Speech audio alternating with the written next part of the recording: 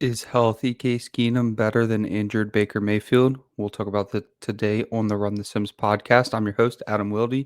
And today we have Denver heading to Cleveland. Cleveland is -3 at home, and we have a heck of a doozy in this 42.5 point over under. This is probably going to be the most difficult slate that I've had to cover here yet. So let's get into it. I'm talking to you at 8:12 p.m. on Wednesday night. And these are the injuries. Teddy Bridgewater may not play, but he did practice today. Jerry Jeudy is able to be activated, but he's probably not, almost definitely not going to be. Noah Fant did get in a practice. Albert O still on IR. And then we head over to the Cleveland side of the ball. Baker Mayfield out. Nick Chubb out. Kareem Hunt out. Andy Jankovic out. Jarvis Landry probably not coming back. Odell Beckham questionable, but he did not practice, probably out. I think we're going to approach it as out. Davidson Joku was limited. All right, so this is where we want to start. This is where you can change all of your inputs on runthesims.com. So if you are listening to this show as soon as I put it out and you decide that you want to get a head start on tomorrow's game, go in here and edit it however you feel it'll shake out. Let's say you've got a lean that Teddy Bridgewater is going to have to sit and Drew Lock's going to get the start at 6,000. Okay, well, just take Teddy's numbers, zero them out, and then replace Drew Lock with those numbers. I don't think there's going to be a huge difference between the two. I think Teddy Bridgewater is slightly better for real NFL, but I don't think that there's any reason to feel any different about your Broncos if Drew Lock is to play. Drew Lock looked okay with Sutton if he's going to look okay with anyone. So at least Sutton's going to be available, and Sutton's probably my favorite play of the slate. Down here with Cleveland, you're going to have D'Ernest Johnson. At least we already know that he's going to be 4.6K, and he's the starting running back. Demetric Felton has gotten some run, which is why he's slightly more expensive than D'Ernest Johnson. I think I'd rather play D'Ernest Johnson, but a spoiler alert, I like two running back builds on both sides of the ball this week. Unfortunately, I think they're going to be more owned than normal. If you've listened to any of the other episodes with me, two running backs from the same team is my favorite way to just like add a little bit of like it's not the most contrarian thing in the world, but there are plenty of people that are uncomfortable with doing it, even on showdown slates, because they're not used to doing it on main slate. We have to remember a lot of people that are playing showdown slates are mostly main slate players. So they're used to not putting two running backs in the same lineup because usually that's not optimal. On showdowns, however, it's not that hard to get two running backs from the same team in an optimal build. So I don't mind playing Demetric Felton and D'Ernest Johnson. I don't mind playing Javonte Williams and Melvin Gordon. So let's head over to the optimal results. We've got Case Keenum appearing in 76.5% of the total lineups. He is 22.1% captain. Of course, this is on Draftkings. He is in the flex 54.4% of the time. Here's Teddy Bridgewater, 62.7%, 7.7% captain, 70% total. So he's in the flex often, which is going to go well with our Courtland Sutton captains. Now, remember, if you think that you've got a lean that Teddy Bridgewater is not going to play, just replace Drew Lock. But Drew Lock is only 6K, so he's going to appear in even more of the lineups. I mean, he's probably going to be 85 to 90% of the total lineups at 6K if Teddy Bridgewater is going to appear in 70% already at 11K. Courtland Sutton at 10,000 is going to be 40% flex, 15.4% captain with a 55.3% total. Down here, we get to D'Ernest Johnson. So I love that D'Ernest Johnson is the starter, but I wish that he was the more expensive of the two, so people would try to lean Felton. I don't think that Felton's going to carry much ownership, which means I'm probably going to have to play him, but I would prefer to play D'Ernest Johnson. He's appearing in 41.3% of the lineups, 10% at captain. So 41.3% at flex, 51.9% total. Donovan Peoples-Jones, this number is going to go up if Odell Beckham doesn't play. I think Odell Beckham sits, and I don't think Jarvis Landry gets activated. So we've got Donovan Peoples-Jones appearing in 32.2% flex, 8.5% captain, with a total of 40.7%. So that's all the players above 40%. But remember, that number probably goes up if Odell doesn't play, and of course if Jarvis doesn't get activated, which I do not think that he will. So let's talk about some of the other players that will get an increase if Odell Beckham doesn't play. And of course, if Jarvis Landry does not become available. Rashard Higgins has not quite panned out this year. I expected him to be the wide receiver 3 for the Browns, but hey, Donovan Peoples-Jones has really showed up, and that's why he is almost double the price of Rashard Higgins, and he's way outproduced. Actually, Donovan Peoples-Jones has outproduced everybody in that wide receiver core. So you've got Rashard Higgins already appearing in 28.8% of the total lineups. So if you don't have Odell Beckham, that number is going to go up just a little. And then, of course, don't forget about Anthony Schwartz. That's the best punt play of the slate, probably either way. But definitely with Odell Beckham out, Anthony Schwartz at 1,200 is going to be in plenty of optimal lineups. He's already appearing in 18.8% of flex spots and even 1.8% of captain, 20.6% total. Remember, Anthony Schwartz was that big play in week one. He had a monster game in week one. I thought he was going to be involved regularly. I actually thought he would take the wide receiver 3 spot, but since has taken a back seat, at least we've been able to see him do it. So now we've got defense. Of course, this is a game where people are going to be playing the defense. You've got one backup, potentially 2 backups. Either way, you've got one backup and an injured starter. So of course, people are going to want to play defenses. I like to lean the Denver Broncos just because they're the better of the two. So if you have to play a defense, they're just a better play. Both defenses are going to be owned. Both defenses are good. Heck, I mean the Browns are really good as well. So it's not even it's kind of just a toss up and it goes with whatever build you're going to play. I don't mind playing quarterback with the opposing defense this week either to get a little bit contrarian because these quarterbacks are going to have to try to keep up with each other with many turnovers abound. So even if it ends up going over, these defenses are still going to get plenty of run. Um, Probably not a double defensive week only because I'm never going to recommend double defense, just like I'll never recommend double kicker. Sometimes it'll hit, sometimes that'll be tilting, but I'm not going to recommend it to you. So I wouldn't go double defense. I definitely wouldn't go defense captain. However, I do think there is something to go with 2 running backs from the same team, 1 running back from the other team, and one of the defenses with maybe one of the quarterbacks or just fading quarterbacks entirely. Maybe Sutton at captain alone, something weird like that. This is the weird week where you win a whole bunch of money by just creating the most ugly lineup you possibly can. Leave 3,000 on the table, things like that, and win all the money. Let's head over here to your custom lineups before we go build ourselves. The first lineup has Tim Patrick at captain with Courtland Sutton at flex, Rashard Higgins at flex, Teddy Bridgewater, Case Keenum to Ernest Johnson. Love that lineup. Rashard Higgins is going to appear in a lot of the lineups for RunTheSims. I actually prefer Anthony Schwartz at a little cheaper.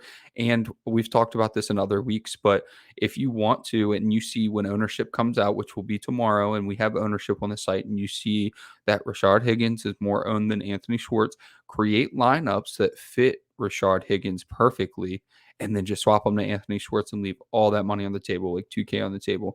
And that 1-for-1 could be the difference between you splitting with 6,000 of your friends and actually just binking it solo just because you had a 1-for-1 and didn't replace anybody.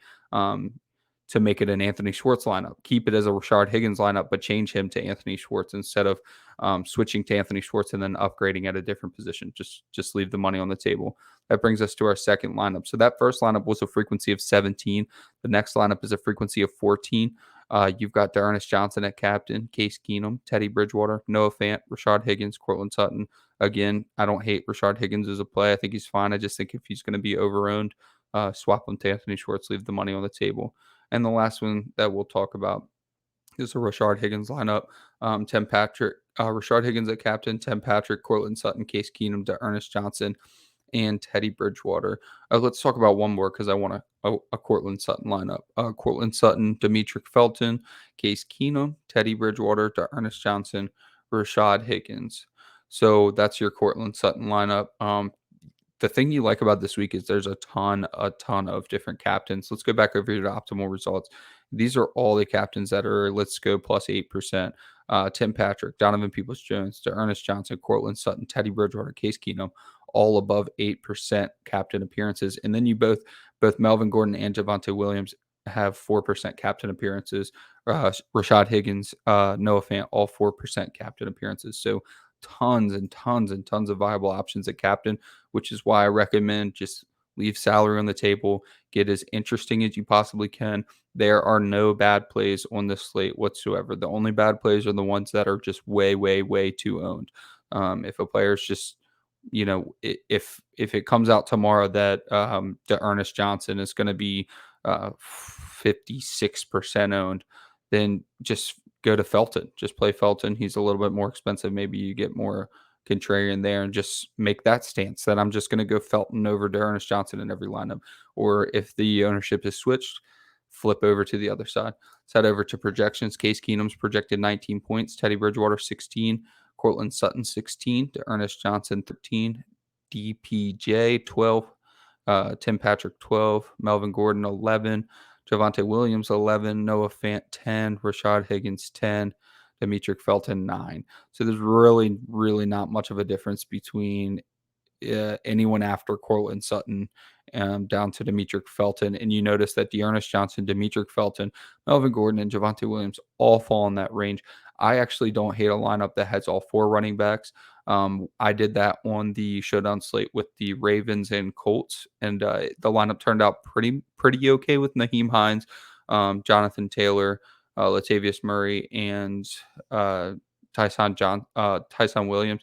It obviously didn't pan out in that game, but the script seemed like it was going to be there, and I felt good about the lineup, and the ownership came in really low. So it could be another 4 running back game. Let's head over to DraftKings and try to build one of these lineups. First, I want to do a Sutton lineup.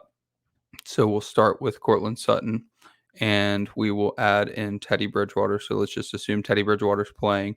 And we're going to assume that Felton's going to be the less owned of the two. I prefer to Ernest Johnson, but if it comes down to ownership, I will play Felton. Courtland Sutton at captain. Let me move him to captain. And then we want one more because we're not going any 3x3s, only 4x2s, even 5x1s. So we want to go down to someone like maybe Tim Patrick. So Tim Patrick in the flex. That leaves us with 5,700 on both sides. And then I want to get Schwartz in there. I think I'm going to play Schwartz either way, whether Odell Beckham's active or not. And then you've got 10.2 to play with. So you can do pretty much whatever you want. I kind of like Case Keenum here. The quarterbacks aren't going to be super owned. So if you decide you just want to play both quarterbacks in every lineup because it's a game that's got a low total and it's just ugly, and there's a lot of ways to see, a running back in a defensive battle, like I said earlier. So you want to say, well, I'll take the easy quarterback points if no one wants to play them. Don't mind that approach whatsoever. So go ahead and throw Case Keenum in there. You leave 800 in the table. That leaves us with Courtland Sutton, captain, Tim Patrick, Teddy Bridgewater, Demetric Felton, Anthony Schwartz, Case Keenum. And I did accidentally do a 3x3, so I need to change Felton. And we will change Felton to any of the Broncos are too expensive at that point. Let's go to Javonte Williams and see if we can go down from Case Keenum. Oh, I love this. Okay. So Courtland Sutton, captain, Tim Patrick, Teddy Bridgewater, Javonte Williams, Anthony Schwartz, Noah Fant. Unfortunately, that leaves no money on the table at all, but I absolutely love that lineup. With Anthony Schwartz is the only run back, and you just hope he catches a long one. So I love that one a lot. And then let's try the 4 running back build. So we're just going to start with the cheapest of the captain. So that's going to be Ernest Johnson, captain. And then Felton. Ernest Johnson, Felton. Felton. Okay. And then we've got Javonte Williams, Melvin Gordon.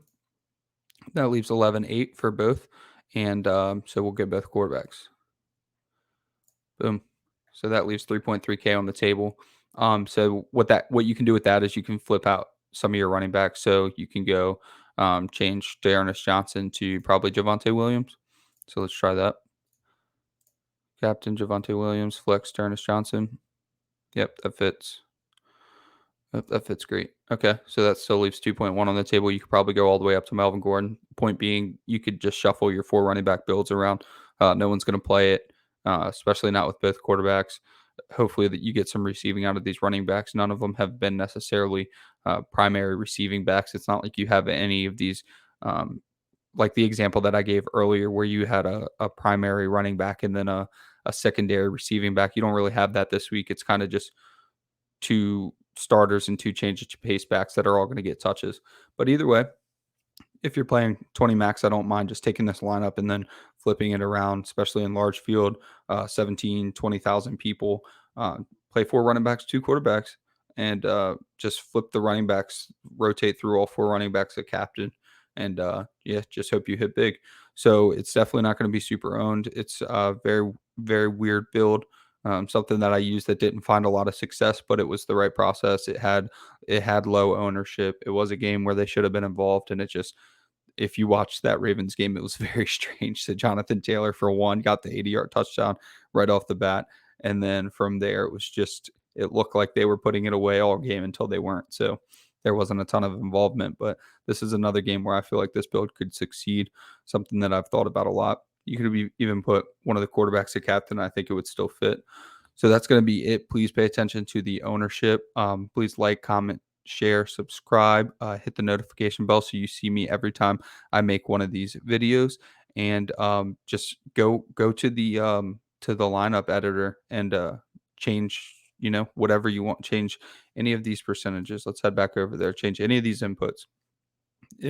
Any player you have a lean that's not going to play. If you just want to see what's going to happen if this player doesn't play, zero that player out entirely, and then see how it changes your optimal lineups. But that's going to be it for today, and I will catch y'all next week.